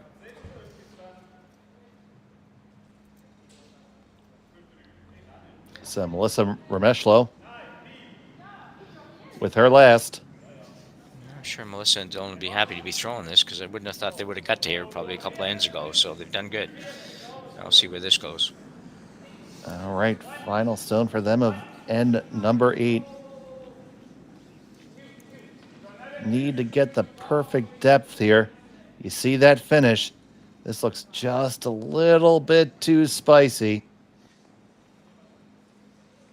So they lie too, but now you can nose hit it likely. Although it's not that bad. It has to be a good nose hit. Yeah. Yeah, I think a nose hit would get it, but even a quarter, half an inch on the low side, if you will, or the high side, depending on where they come from. Anyway, a little bit as you look at the overhead, just off a nose on the left-hand side would not get it for them. So they have a little bit of wiggle room to go to the right, but not to go to the left. This is on the overhead.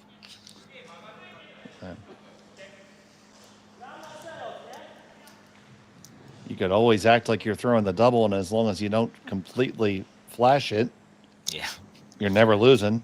Yeah. No, you're right about that. I just would be, knowing me, that thought of flashing it would run through my head. And you don't want to throw Well, any that would kind be the only thing I can think of. Yeah. And you don't want to be thinking that. Okay, so for the game, I would really Chiaki like to have- Matsumura, Yeah. final stone of the 8th.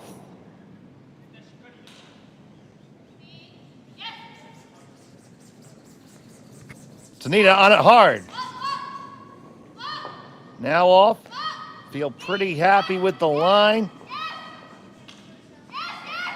And they get the hit. The little rollover. Does it hang on? No! It's going to be a steal of 1. And we're going to have bonus curling here in Martensville. Hold on to your seats. We'll be right back. You're watching Curling Stadium.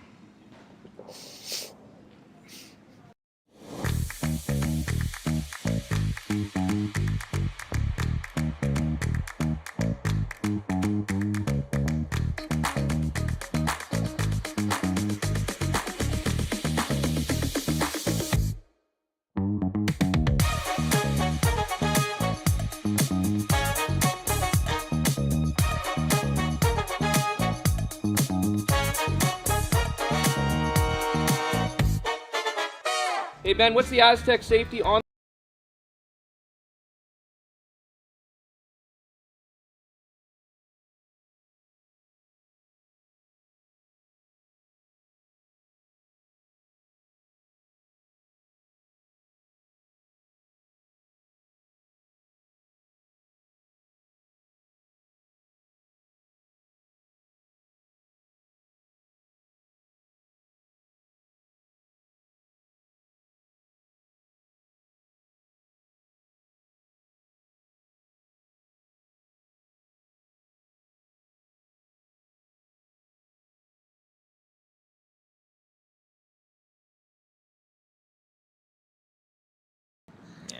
And welcome back. It's bonus curling here in Martensville. On Curling Stadium, it's the Aly Jenkins Memorial Mixed Doubles here at the Martensville Curling Club. Dave Schmel and Jim Nix here with you, and it was just the slightest bit of a rollout that brought us here to end number 9, Jim. Yeah. Let's have a look at it here. It was just almost a shame, really, to be honest. It just kind of, they went hard on this, try to make sure it didn't get away from them and hit it on the, but they end up hitting it on the right side to hit it. Just let it Got go away. a little too far. Yep. That's a hard way to go at it, actually, on that turn and get that inside roll. But So you see here in extra end of mixed doubles, it's played just like any other game, any other extra end. So the hammer has now flipped to Matsumura and Tanida. So they get that pre-placed rock on the back of the 4-foot. Center guard belongs to Remeshylo and Derksen. and there are no tick rules at all in mixed doubles. Is that right, Dave? That is correct. Yeah. I think I had that wrong in the last event. So I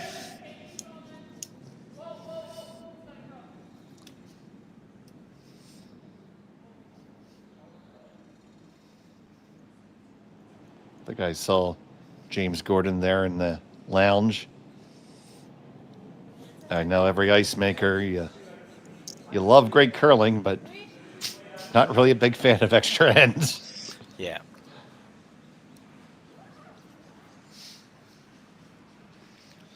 You have to work pretty hard in this mixed doubles events because you can usually fit an extra draw or two in a day versus the regular curling, and they've got to prep it the same as they do with every other game. So, well, you're gonna have another big weight peel attempt here, another chance to possibly get them all. It's hard not to leave one of them.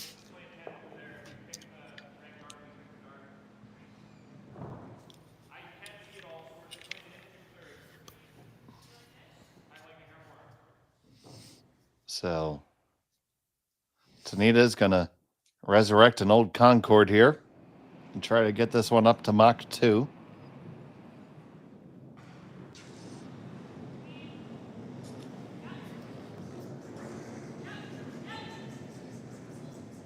Nice delivery. And only gets the top one. Just left it out there just a little bit. Yeah, that's not good. Those rocks are close enough together that he would very rarely not at least make contact with both of them. In some trouble now, for sure. Yeah, so, just a few minutes ago, I didn't think we'd see an end number 7, let alone an end number 9. No. Tells you how the fortunes can move so quickly and why this is such a exciting variant of curling. Yeah, and actually now, Melissa and Dylan kind of are in the best position here. That can change quickly, but yeah, if you had to pick a color to be right now, you'd have to go red at this moment. Yep.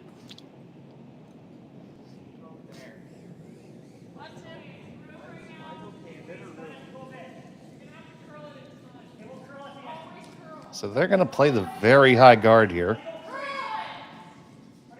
Very difficult shot to throw and manage. But manage it they did. That last little lick in there. That's pretty good, Jim. Yeah. Yeah, it's a long peel now if you will go after the high one.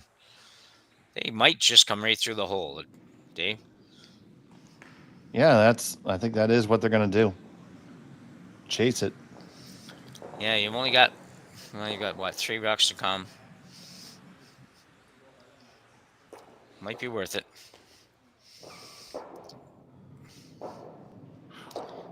It's pretty easy for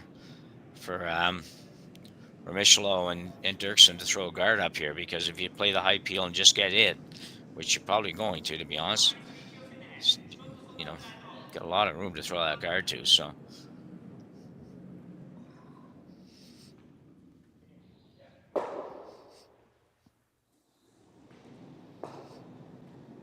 But by forcing the action and making them chase it now, makes this an absolute must make.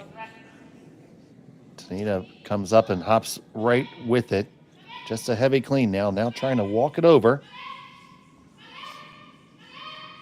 It's on their own right now. Stays on their own. Ooh, and that's extremely unfortunate. yeah, I thought he'd be trying to carve that really, really hard. He was trying a little bit, I guess, but I thought he'd be able to move that far enough. But the consensus between Melissa and Dylan is saying we don't want them to try that again. yeah, I'm not surprised. The good thing for if you're cheering for Matsumura and Tanida here, the good thing is that you have a pretty makeable angle raise takeout on your yellow above Churchill there, above Hill. That's, not a gimme, but it's very makeable. And you don't have to really stay around or anything as long as you make contact.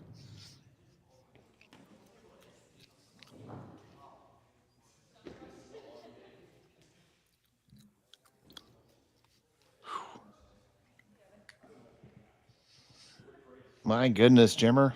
We have hitched ourselves to a good wagon here.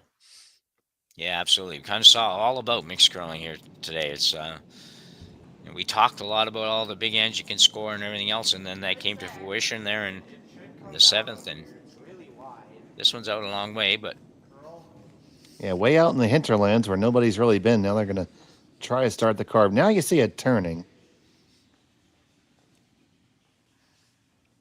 I think with a few more scrubs, it's going to get pretty close to where it needs to be. It's close. Still makeable. I think that's in the way, Jim. Do you? Well, since I want to be right, I'm going to say yes. Okay. All right. I think it's a board weight shot. Hacked a board weight shot through the port. Maybe not board. Probably just hack. That's going to be a great shot when it's made. It would be.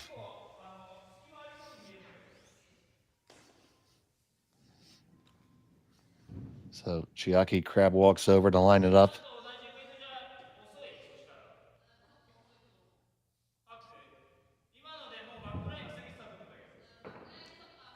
That port is a good, solid stone and 3/4 wide.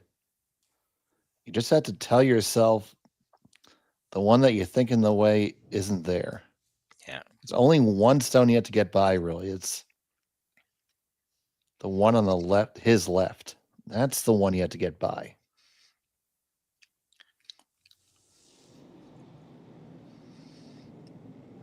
Big shot for Tanida. Might have been a little tight. He's close, Dave.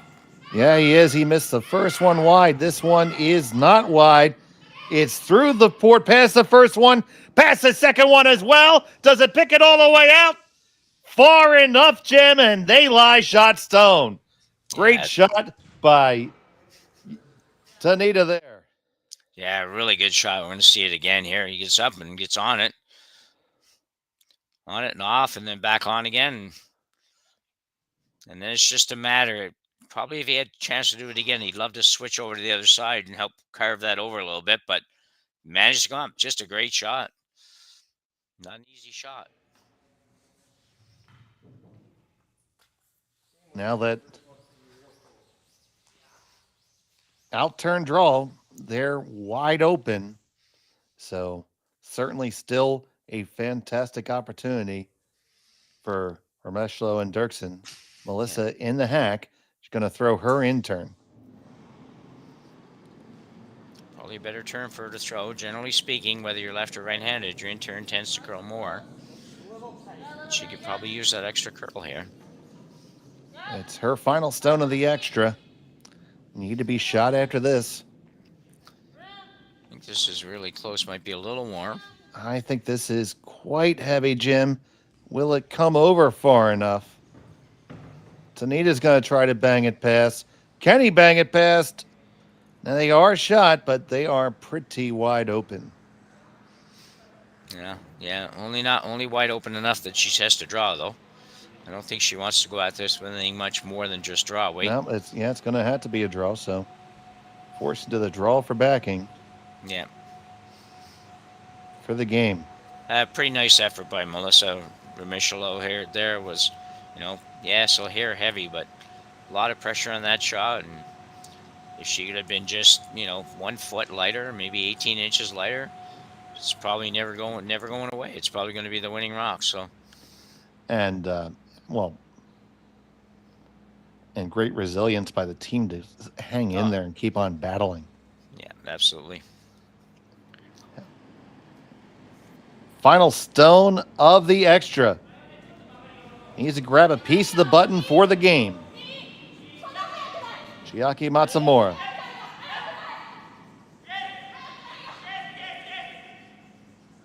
She's going to take her own stone home. Needs to get past that top guard. You're really close to it. Can you squeeze past? No!